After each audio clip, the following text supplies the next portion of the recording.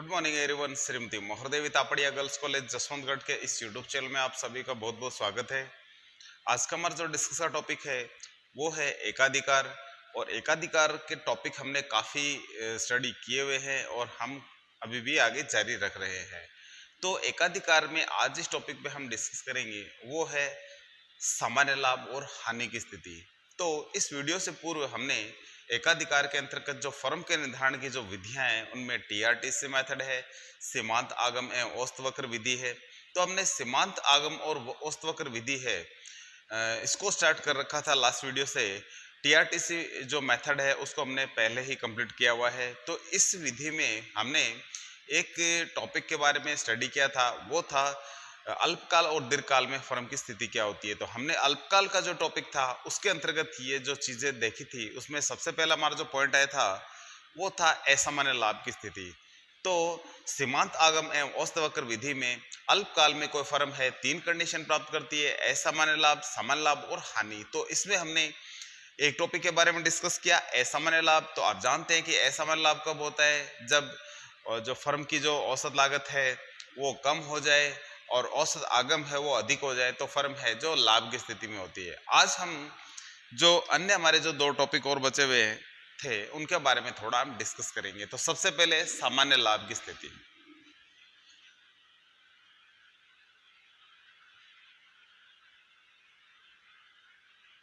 एकाधिकार में सीमांत आगम एवं औसत वक्र विधि, इस विधि में हमने अल्पकाल में जाना कि तीन कंडीशन होती है, असामान्य लाभ,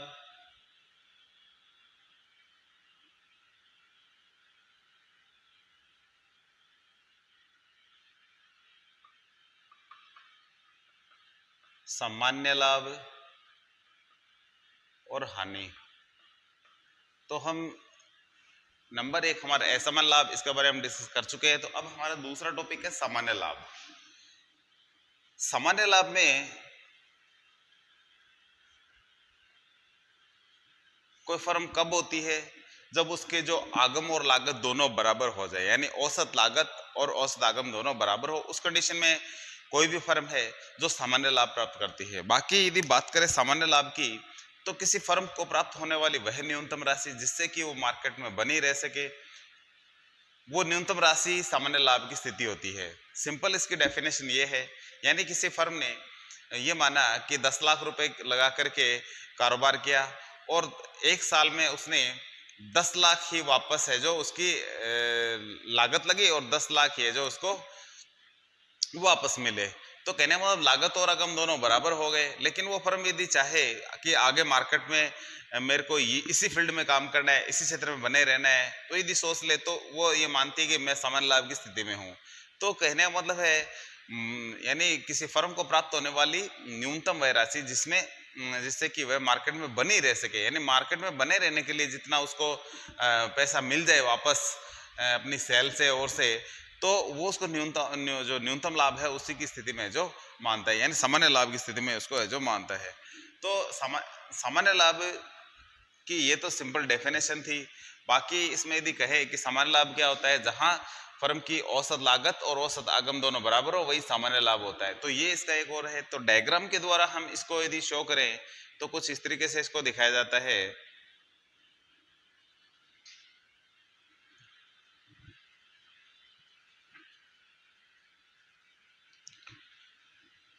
यहां लिखेंगे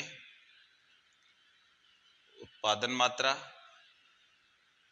जो कि एकाधिकारी के द्वारा उत्पादित की जाती है। यहां लिखेंगे कीमत, आगम और लागत।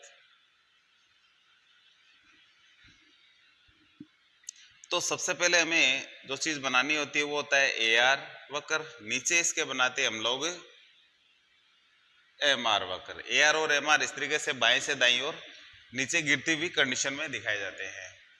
फिर है कि जो औसत लागत है, ठीक है, औसत लागत को सीमांत लागत उसके न्यूनतम बिंदु से काटती है, वो उनके बीच में रिलेशन है। लेकिन सबसे पहले हम औसत लागत को, जो हमारा औसत आगम है, उससे केवल स्पर्श करके ही इस तरीके से निकालते हैं।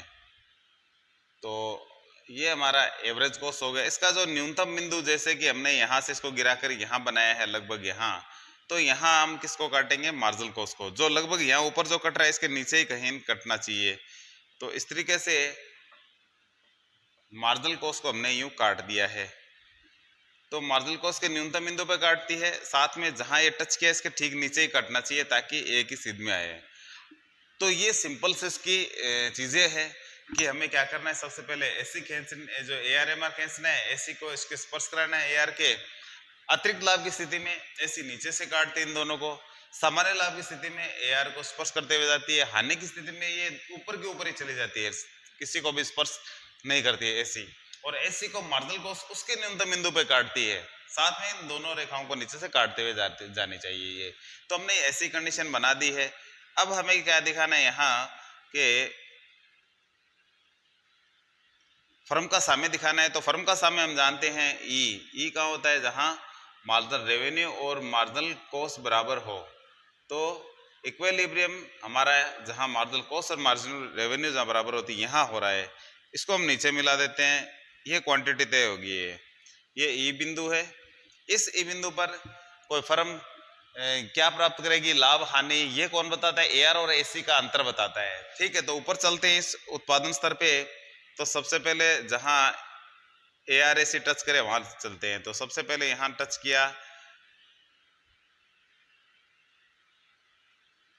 क्योंकि दोनों एक ही जगह AR और AC, तो यहाँ दोनों को एक ही जगह टच कर रहे हैं, इसलिए इसको कहेंगे प्राइस और ये हो जाएगा, नाम देते इसको R।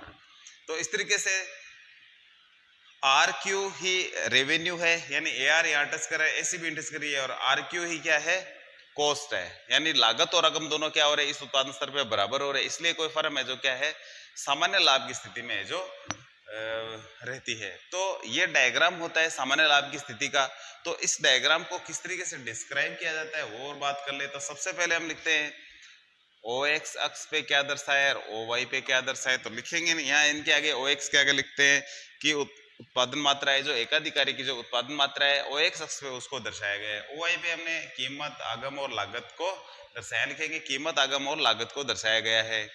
उसके बाद में लिखते हैं कि ई क्या है।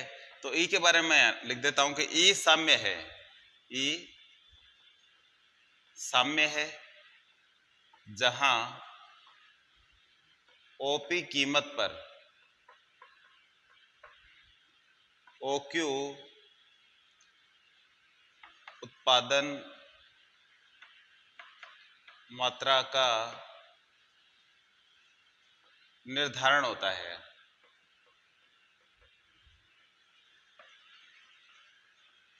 तो ये इसका बेसिक ई में यही लिखते हैं। इक्विलिब्रियम ने क्वांटिटी तय की और इस पे लाभ हानि तय करते हैं, AR AC का अंतर।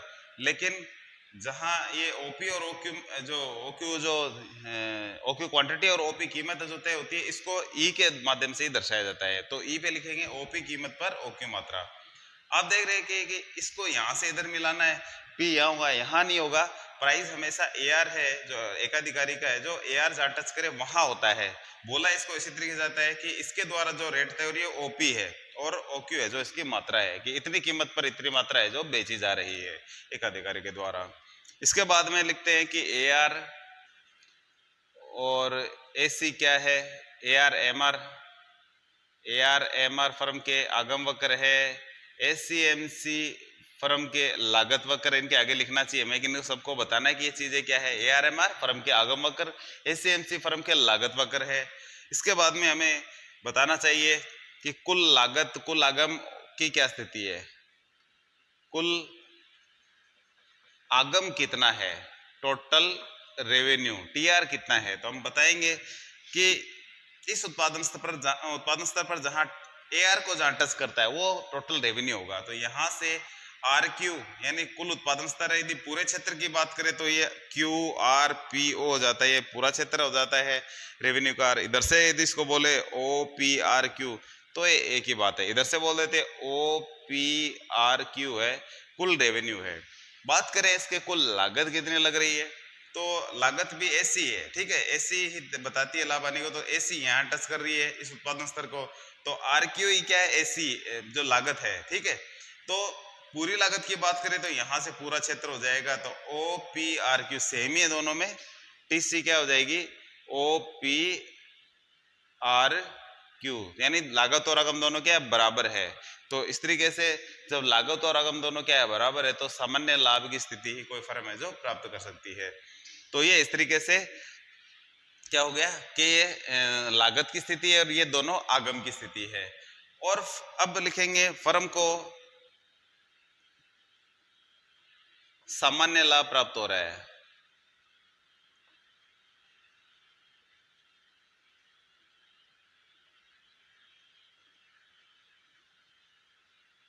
क्योंकि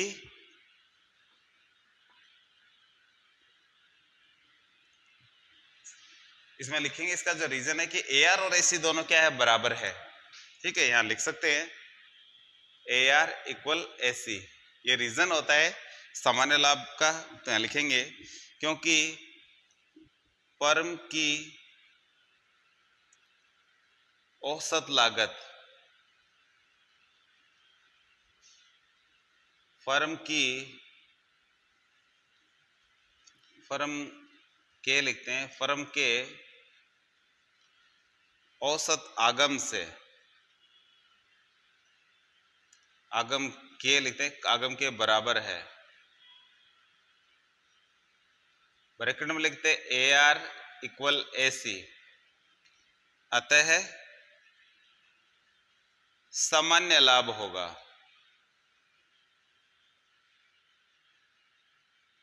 तो ये कुछ इस तरीके से है जो हम इसको कह सकते हैं। तो ये हमारा हुआ आज का सामान्य लाभ का टॉपिक।